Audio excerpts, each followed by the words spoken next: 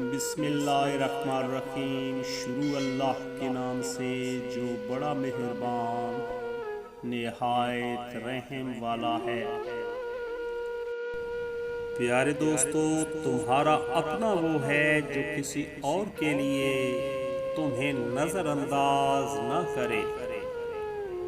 وہ بہن کو پردے کی فضیلت بیان کرتے ہوئے محبوبہ کو میسج کر رہا تھا کہ تم کھلے بالوں میں کمال لگتی ہو۔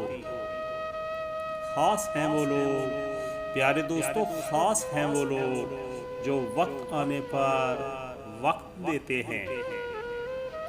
چائے میں گرے بسکٹ اور نظروں سے گرے انسان کی دوبارہ وہ عزت نہیں رہتی جو پہلے ہوتی ہے۔ اس لیے کبھی اپنے اعتبار کو مت توڑے۔ کون کب کس کا اور کتنا اپنا ہے، دوستو، یہ صرف وقت بتاتا ہے۔ انسان کو بھولتا تو کچھ بھی نہیں، مگر بہت بار یہ ظاہر ضرور کرنا پڑتا ہے کہ اسے کچھ بھی یاد نہیں۔ جب انسان بہت غریب ہوتا ہے تو سب سے سستی چیز اس کے لیے خوشی ہوتی ہے۔ منزل پانا تو بہت دور کی بات ہے، غرور میں رہو گے تو راستے بھی نہیں دیکھ پاؤ گے۔ اتنے خشک نہ بنو کہ توڑ دیے جاؤ، اور اتنے نرم بھی نہ بنو کہ نچوڑ دیے جاؤ۔ دوستو، بعض اوقات ذمہ داریاں خواہشات کو کھا جاتی ہیں۔ کسی کا حق کھا کر انسان دنیا میں تو خوش رہ سکتا ہے، لیکن روز محشر وہی اس کے گلے کا طوق ہوگا۔ انسان غیروں سے ملی عزت اور اپنوں سے ملی ذلت کبھی نہیں بھولتا۔ یاد رکھیے، جائز کمائی انسان کھاتا ہے، لیکن ناجائز کمائی انسان کو کھا جاتی ہے۔ دنیا کے لیے اتنی محبت کرو جتنا تمہیں یہاں رہنا ہے، اور آخرت کے لیے اتنی محبت کرو جتنا تمہیں وہاں رہنا ہے۔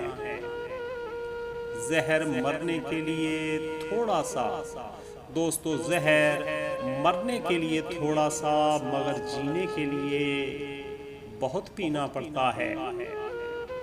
مشکلات سے نہ گھبراؤ، دوستو، کبھی بھی مشکلات سے نہ گھبراؤ، کیونکہ مشکلات ہی دراصل انسان کو انسان بناتی ہیں۔ والدین پر بھی اتنا یقین رکھیں جتنا دواؤں پر رکھتے ہیں۔ تھوڑے کڑوے ضرور ہوں گے، لیکن تمہارے فائدے کے لیے ہی ہوں گے۔ انسان کی عقل بس اتنی سی ہے کہ اسے جانور کہو تو غصہ آ جاتا ہے، اور شیر کہو تو خوش ہو جاتا ہے۔